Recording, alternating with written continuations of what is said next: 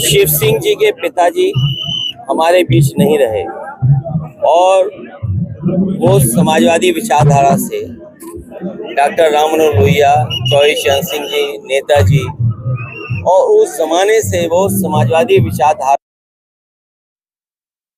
क्षेत्र में किस तरीके से लोगों को विचारधारा से जोड़ें और विचारधारा को किस तरीके से उनके बीच ले जाएं जिससे ये उन्हें महसूस हो कि समाजवादी विचारधारा ही उनके जीवन में परिवर्तन ला सकती है। लोकतांत्रिक मूल्यों को बचाने के लिए, समाजवादी व्यवस्था को लागू करने के लिए और समाज में किसी भी तरह का भेदभाव न हो, इन बातों को लेकर के शिव सिंह जी के पिताजी हमेशा समाजवादी सोच के साथ जुड़े रहे। आज वो हमारे बीच नहीं हैं। ऐसे बुजुर्ग और उस पीढ़ी के नेता या उस पीढ़ी के लोग जो समाजवादी विचारधारा के साथ खड़े रहे, हमें दुख है।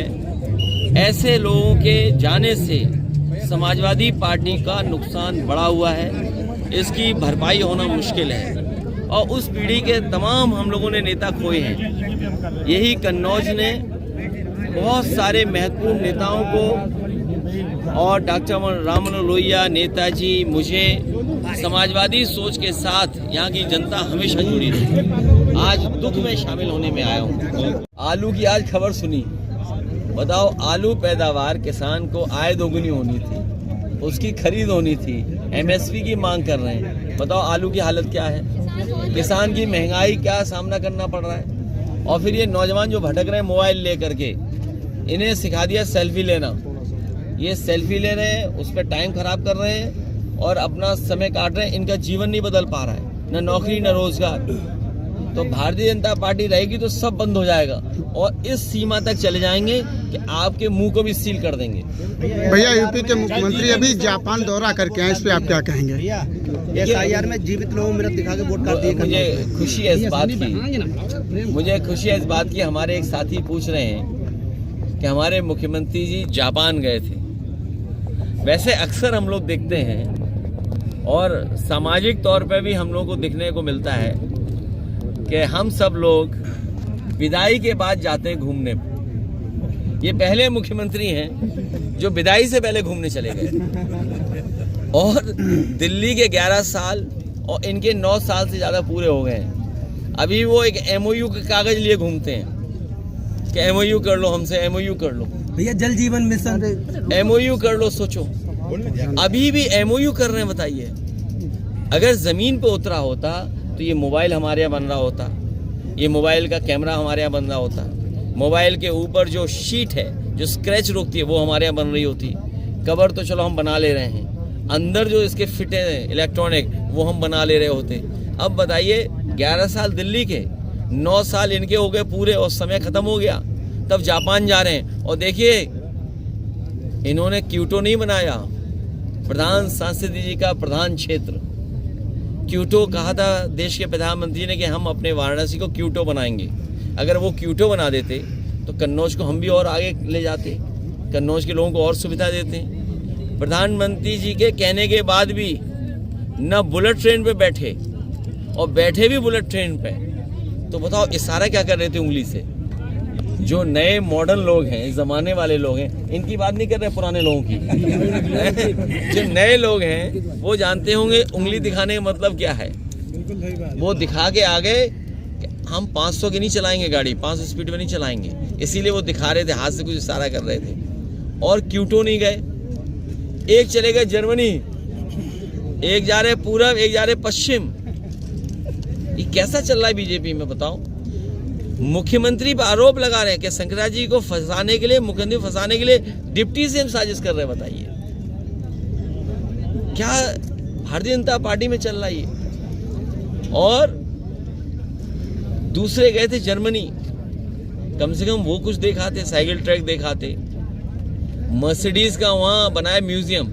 मर्सिडीज जो गाड़ी है वो सब हमारे सबके लिए प्राइड मानते हैं समाज में कि अगर आप मर्सिडीज ओन कर रहे हैं तो आप बहुत बड़े व्यक्ति हैं, आपका स्टेटस बहुत बड़ा है। बताओ, मर्सिडीज का शोरूम नहीं देखने गए, घबरा इसलिए गए कि उन्हें पता लग गया कि गाड़ी तो देख सकते हो लेकिन सीट पे नहीं बैठ पाओगे।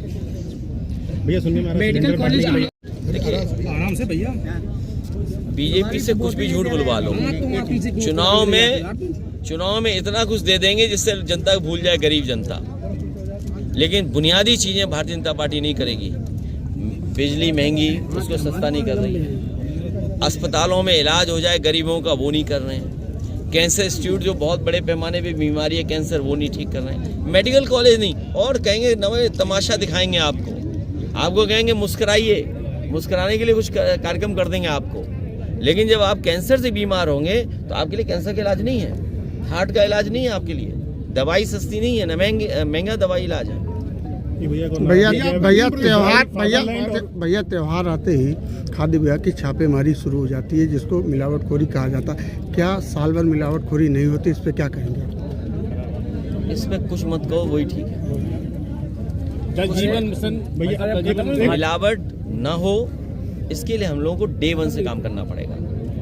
काऊ मिल्क प्लांट इसलिए लगा था कि गाय के दूध का ही उत्पादन हुआ, और जब साफ सुथरा उत्पादन होगा तो हमारे जनता को भी साफ सुथरा उत्पादन मिलेगा। तो बताइए, ये लोग तो उसके पक्ष में भी नहीं है, किसी अच्छाई के पक्ष में। भैया यादव जी के लव स्टोरी का देश भर में विरोध हो रहा है। बजट भी घटा है, जमीन भी घटी, एक भूखंड अलॉटमेंट हुआ है जिसपे अभी तक बिल्डिंग काम चल रहा है, क्या कहेंगे इसको? वो इसलिए है कि भाजपाइयों को दुर्गंध से प्यार है, इसलिए वो सुगंध के पक्ष में नहीं आ सकते। बिल्कुल सही बात। उन्हें दुर्गंध से बहुत लगाव है। एक और भैया नारा दे दिएगा, इजराइल फादरलैंड और इंडिया मदरलैंड, ये भी एक कुछ यूनिक है। ये सब नकली लोग हैं। भैया यादव जी की लव स्टोरी और दुनिया में देखिए, आप लोग समझदार बनिए, बीजेपी चक्कर मत पड़िए। बीजेपी आपको धोखा देती है, झूठ बोलना सिखाती है। भैया आप दुनिया में हर देश से फ्री ट्रेड एग्रीमेंट कर रहे हैं। अमेरिका से डील हो गई आपकी, और आप चीन का बाजार आपका छीन रहा है। तो हमारी अगली पीढ़ी का भविष्य क्या होगा? इन नारों से भविष्य नहीं ठीक होगा कि हम मदरलैंड, आप फादरलैंड। अरे बुनियादी चीजें आप क्या कर रहे हो? हमारे देश का पूरा कारोबार इजराइल को दे रहे हो, हमारे देश का पूरा कारोबार अमेरिका को दे रहे हो, हमारी पूरी चीजें चीन से आ रही हैं। हमारा वो जो शेर बना था लोहे का, वो क्या हुआ? जंग खा रहा है क्या? जो वो शेर था वो जंग खा रहा। और बताइए, रोबोट कहाँ से लाए? चीन का रोबोट ले आए। कितनी बदनामी हुई भारतीय जनता पार्टी की। अब तो भारतीय जनता पार्टी सड़क पर डॉग देखते भी घबरा रही होगी।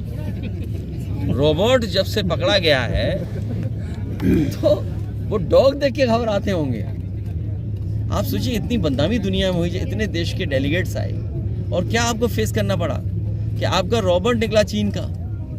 इससे बड़ी बदनामी और भाजपाइयों की क्या होगी? आप कहो मदरलैंड, कहो फादरलैंड। इससे क्या कहना है? बीजेपी वालों ने कहा था कि हम मुसलमान भाइयों के वोट कटवाएंगे, और ये कहा कि हम मुसलमान भाई कागज ढूंढेंगे। लेकिन जब से SIR हुई है, हिंदू भाई कागज ज्यादा ढूंढ रहे हैं। ये कन्नौज में भी, और याद रखना, हिंदू भाइयों को परेशान कर रहे हैं। अगर आपका वोट नहीं बना तो कल को कोई भी चिट्ठी देगा कि आप भारतीय नागरिक नहीं है, तो आपको कहाँ रहना पड़ेगा पता है? जहाँ मुसलमान भाइयों के डिटेंशन सेंटर बनाए थे, वहीं आपको जाकर के रहना पड़ेगा। डिटेंशन सेंटर किसके लिए बने थे भाई? अगर आप वोटर नहीं हैं तो इसका मतलब क्या हुआ? आपकी भारतीय नागरिकता नहीं है।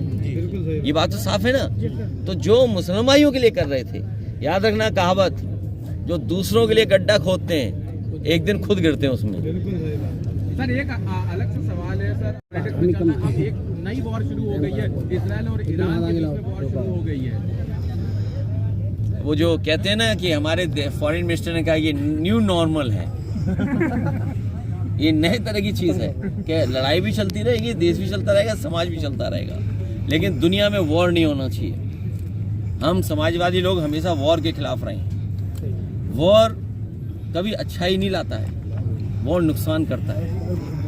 तो सीमाएं जो बनी हैं इनको लेकर के, और बहुत सारी चीजों को लेकर के आपस में देशों में झगड़े हैं, एक दूसरे को नीचा दिखाना चाहते हैं। हम लोग वॉर के पक्ष में नहीं है। SIR जैसे बढ़ रहा है, पंचायत चुनाव भी आगे बढ़ता चला जा रहा है, वो चलता हुआ दिख रहा है। अब पंचायत चुनाव में तो जो प्रधानी लड़ना चाहते थे वो सोचें। उनकी तैयारी का बहुत बड़ा नुकसान किया है भारतीय जनता पार्टी ने। भैया SIR में जो मृत हैं, जीवित हैं, उनको मृत दिखा के वोट काट दिए गए। आपका लेटर लगा है, उसके बावजूद अभी तक वोट नहीं जोड़े हुए। भारतीय जनता पार्टी सबका वोट कटवाना चाहती है जो उन्हें वोट नहीं देते। तो बंद कर, लेकिन वहाँ पे पार्किंग शुरू कर दी। देखिए, अधिकारी और सरकार को पता लग गया है कि समाजवादी सरकार आने वाली है। तो जो JP-NIC, अभी मैं इन साथियों से कहना चाहता हूँ, एक बात समझ लेना आप, जो JP-NIC समाजवादियों ने बनाया था अब वो खुलने लगा है। इसका मतलब अधिकारियों को पता है कि समाजवादी सरकार आने वाली है, तो अभी पार्किंग खोलेंगे, फिर अंदर खोलेंगे, फिर वो हमें दे देंगे। और जब भारतीय जनता पार्टी को, पत्रकार साथियों, आपकी समझदारी के लिए, आपकी जानकारी के लिए, जब भारतीय जनता पार्टी का पहला अधिवेशन हुआ था तो इन्हें अपने आप को समाजवादी सोच का बताना था, जिसमें अटल बिहारी वाजपेयी जी राष्ट्रीय अध्यक्ष बने थे। तो समाजवादी नेता इनके पास कोई नहीं था। इन्हें अपने अधिवेशन में जयप्रकाश जी की तस्वीर लगानी पड़ी। सोचिए आप, जिस समय भारतीय जनता पार्टी का गठन हुआ, पहले अधिवेशन में इनके पास कोई समाजवादी नेता नहीं था, तब इन्हें जयप्रकाश जी की तस्वीर लगा करके ये साबित करना पड़ा कि हाँ, जयप्रकाश जी के रास्ते पर हम चलेंगे। उन्हीं के नाम से बना हुआ JP-NIC इन्होंने बर्बाद कर दिया है। इनसे बड़ा धोखेबाज कोई नहीं हो सकता है। भैया, पश्चिम बंगाल में काफी विवाद चला, शंकराचार्य पे काफी गंभीर आरोप लग रहे हैं। माननीय कोर्ट का हम बहुत आभार प्रकट करते हैं कि जिस तरह का उनका फैसला आया है, पूज्य शंकराचार्य के साथ जो व्यवहार हो रहा था, और कोर्ट के बाद ये बात साफ हो गई है कि भारतीय जनता पार्टी के लोगों के अंदर कोई भी गिरावट आ सकती है। भारतीय जनता पार्टी किसी भी सीमा तक साजिश कर सकती है। भारतीय जनता पार्टी से ज्यादा निंदनीय काम और इतने गिरे हुए काम कोई नहीं कर सकता जो देखने को हमें और आपको मिला है। भैया, मैं दो उदाहरण आपके सामने देना चाहता हूँ। आपको याद होगा, तालेग्राम में जब हिंदू मुसलमान में झगड़ा कराने का काम भारतीय जनता पार्टी के लोगों ने किया, और मांस मीट, जानवर का मीट जब वो समुदाय के लोग नहीं डालना चाहते थे, उन्हें पैसे की लालच देकर के अपने स्वार्थ में इन्होंने हिंदू धर्म के मंदिर में मीट डलवाया था। उसमें भारतीय जनता पार्टी के कई कार्यकर्ता नेता जेल 1 साल से ज्यादा रहे हैं। अभी लखनऊ में भी, लखनऊ यूनिवर्सिटी में वाइस चांसलर का काम है कि पढ़ाई लिखाई और नई पीढ़ी का भविष्य कैसे बने।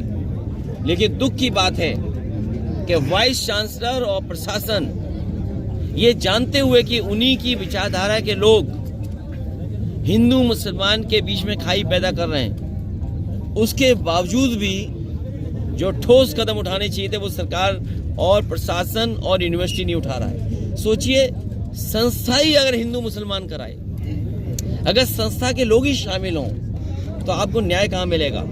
ये बात साबित होती है कि चाहे वो प्रजापति जेल गए हों, चाहे आपके बगल में इरफान सोलंकी जेल गए हों, और चाहे आदरणीय मोहम्मद आजम खान साहब जेल गए हों, और तमाम पत्रकार साथी जानते होंगे, जिलों में अगर आपने सच्चाई दिखाई तो आपके खिलाफ भी कार्रवाई हो जाएगी, जेल भेज दी जाओगे, और बजट कम हो जाएगा। आपका जो बजट है वो कम कर दिया जाएगा।